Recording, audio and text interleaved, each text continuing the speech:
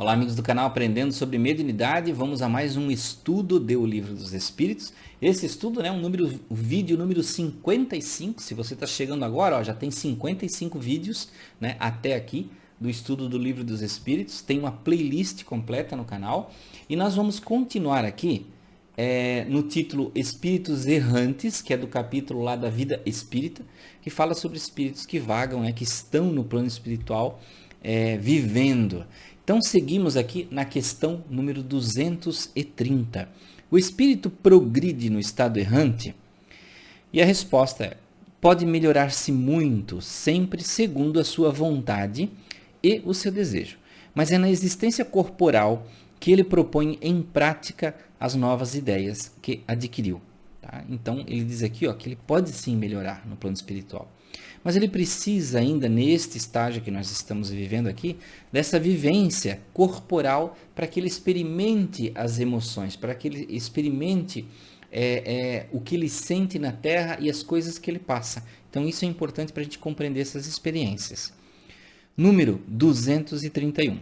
Os espíritos errantes são felizes ou infelizes? E a resposta do espírito de verdade, mais ou menos de acordo com os seus méritos.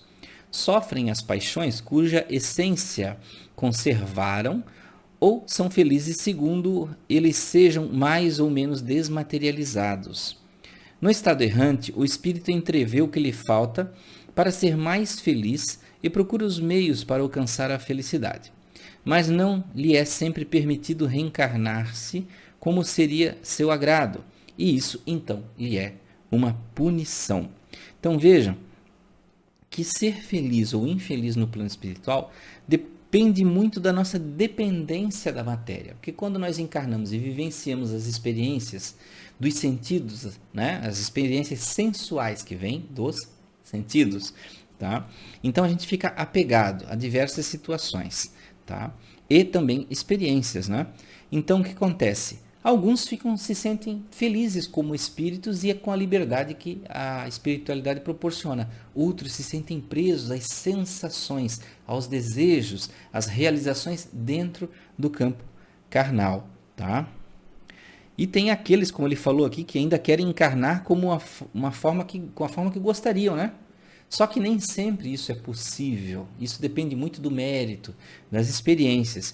Então, se eles encarnam de uma forma a provar mais ainda a questão material da vida deles, de colocar em xeque, de colocar em prova, acontece que para eles entendem que é uma punição. E eu sempre falo assim para vocês que nós vivemos uma situação de ação e reação. E às vezes nós acreditamos muito que é Deus que castiga, Deus dá um castigo para a pessoa, ela reencarna de uma forma pior. Na verdade, é a lei de ação e reação agindo. Então, nós encarnamos de acordo com as nossas necessidades de experiências. Questão número 232. No estado errante, podem os espíritos ir para todos os mundos? Olha só que pergunta interessante que ele está fazendo. Enquanto estando lá em espírito, podemos viajar por mundos diferentes? E ele responde o seguinte: conforme. Quando o espírito deixa o corpo, ele não está, por isso, completamente liberto da matéria e pertence ainda ao mundo onde viveu ou a um mundo do mesmo grau, a menos que, durante a sua vida, ele não se tenha elevado. E deve ser esse seu objetivo, pois, caso contrário, não se aperfeiçoará jamais. Ele pode, entretanto, ir a certos mundos superiores, mas nesse caso, aí, é como um estranho, não faz, por assim dizer, mais do que os entrever. E é isso que lhe dá o desejo de se melhorar para ser digno da felicidade, que nele se desfruta e poder habitá-los mais tarde. Então vejam que ele explica aqui que um espírito pode, quando está encarnado, ele pertence, digamos assim, aquele globo, ele precisa viver próximo. O perispírito dele, tem uma parte que a gente já falou sobre isso, o perispírito está adaptado àquele fluido universal que circula naquele globo. Então, de certa forma, ele vive ali. Ele não vai transitar tão facilmente. Mas ele diz aqui que ele pode visitar certos mundos até elevados. E, de certa forma, entrever como se vive nesses mundos e, é claro, isso vai servir também de forma a lhe inspirar para a evolução. Questão número 233. Os espíritos já purificados vão aos mundos inferiores? Olha a resposta do espírito. Espíritos já purificados. Purificados que ele quer dizer de grande elevação, né? Que já não precisam mais encarnar. E diz aqui, ó, eles vão frequentemente para ajudar o seu progresso. Sem isso, esses mundos estariam entregues a si mesmos, sem guias para dirigi-los. Olha só que importante a pergunta. E quantos espíritos encarnam na Terra com missões maravilhosas de nos ensinar, né? Quantos espíritos vêm trazendo a espiritualidade maior, como o Mestre Jesus e tantos outros que encarnaram aí, tantos mestres em diversos campos da religião, né? Diversos profetas, diversas pessoas que não eram exatamente profetas, mas eram pessoas que traziam um grande amor pela humanidade e que ensinaram tanto, que deixaram tantas mensagens, tá? Então vamos iniciar agora o título Mundos Transitórios, ainda aqui dentro da vida espírita, né? No número 234, ele pergunta o seguinte: como ficou dito, existem mundos que servem aos espíritos errantes como estações e locais de repouso.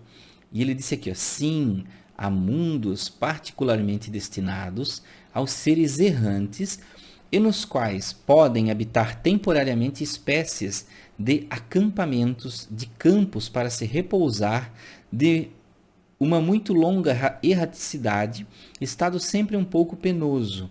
São posições intermediárias entre outros mundos, graduados de acordo com a natureza dos espíritos que podem alcançá-los, e nele gozam de um bem-estar maior ou menor. Tá? Então vejam que aqui lembra muito, muitas pessoas falam assim, olha, esse negócio que fala-se tanto de colônia espiritual, mas Kardec nunca falou de colônia espiritual. Viram que ele falou de mundos aqui? É claro que quando a gente fala de mundos, nos inspira a pensar em planetas, né? Eu olho muito para o ladinho aqui que eu estou vendo o monitor, né? Estou vendo se está tudo correndo, tempo, imagem. Então veja, é claro que nós pensamos sim em planetas, mas por que também, será que também a interpretação, quando o Espírito fala mundos, não é só esferas? Até porque ele diz aqui, ó, lugares que são espécies de acampamentos, né? Lugares transitórios, campos para se repousar. Não estaria também o Espírito falando de colônias espirituais, de lugares, né, onde os espíritos podem ficar, locais intermediários, que a gente sabe que isso existe, não só colônias, mas mundos, sim, planetas, esferas, né? Então olha o que ele diz em seguida. Os espíritos que habitam esses mundos podem deixá-los à vontade? E ele diz, sim, os espíritos que se acham nesses mundos podem deixá-los para irem onde devem ir. Imaginai-os como aves que de passagem pousam numa ilha para refazerem suas forças, a fim de alcançarem seu destino. Então olha que ele ainda explica, né? Que eles podem sim ir e vir. Questão número 235, ele faz a seguinte pergunta. Os espíritos progridem durante sua estada nos mundos transitórios? E ele diz, certamente, aqueles que se reúnem assim, o fazem com o objetivo de se instruírem e de poderem mais facilmente obter a permissão de alcançarem lugares melhores e ascender à posição dos eleitos. Então viram aqui que ele explica que sim, pode se evoluir, e a gente sabe que isso acontece, que as pessoas aprendem no plano espiritual, seja em colônia, seja em qualquer tipo de lugar, existe sim muito do aprendizado. Questão número 236. Os mundos transitórios, por sua natureza especial, são perpetuamente destinados aos espíritos errantes? Ele diz não, a sua posição é apenas temporária, tá? Ele faz mais perguntas anexas aqui, ó. São eles, ao mesmo tempo, habitados por seres corporais? Olha que interessante, seres corporais. Ele diz aqui, não, sua superfície é estéril. Aqueles que os habitam não têm necessidade de nada, tá? Então ele está perguntando aqui, ó, se esses mundos também são habitados por seres corporais. Ele diz que não. E a gente sabe que muitos dos planetas a gente não vê nada, não vê nenhum tipo de vida, né? Mas existe a espiritualidade lá vivendo. Essa esterilidade é permanente ou resulta da sua natureza especial? E ele diz aqui não. São estéreis transitoriamente. Olha só, transitoriamente, não quer dizer que vai ficar para sempre. E ele pergunta mais: esses mundos, então, devem ser desprovidos de belezas naturais? E aí o Espírito responde: a natureza se traduz pelas belezas da imensidade, que não são menos admiráveis das que chamais de belezas naturais. Então ainda o Espírito dá uma explicação que padrão de beleza não é bem só o que a gente acredita que é, né? E ele faz mais perguntas anexas aqui. Visto que o estado desses mundos é transitório, a Terra estará um dia no mesmo estado? E ele diz o seguinte: já esteve, ou seja, já foi um mundo desse estéril, né? E evoluiu para que nós somos hoje. E Kardec, insistindo, ainda pergunta: em que época? E o Espírito responde: durante a sua formação. Isso nós sabemos, né? A própria ciência comprova. E aqui tem uma consideração de Kardec, curta, né? Sobre os mundos transitórios. Nada é inútil na natureza. Cada coisa tem o seu objetivo, a sua destinação. Nada é vazio, tudo é habitado. A vida está em toda parte. Olha só, isso é para a gente entender quando a gente olha para cima e acha que os planetas são todos inabitados, né? Ou são secos, são estéreis.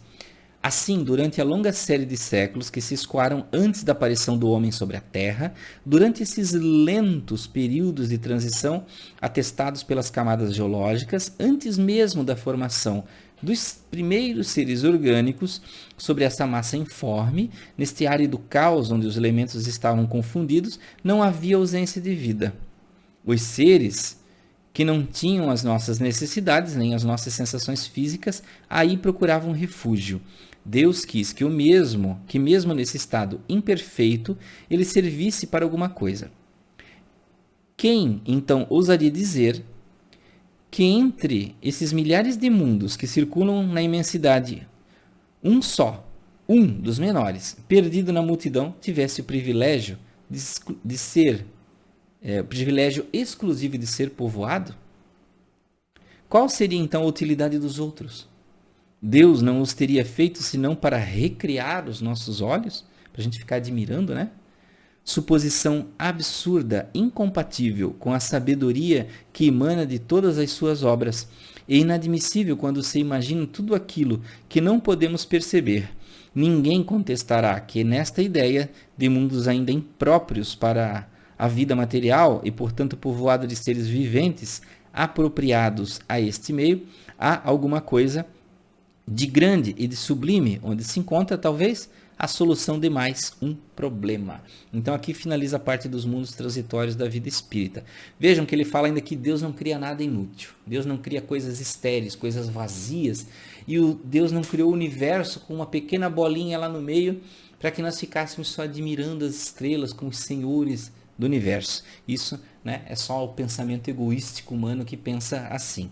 Mas Deus, na sua grandiosidade, sabe o que faz e os mundos, sim, estão habitados com diversas formas de vida, seja em dimensões diferentes ou na nossa dimensão. Então, meus amigos, muito obrigado por ficarem até aqui, mais um estudo de O Livro dos Espíritos.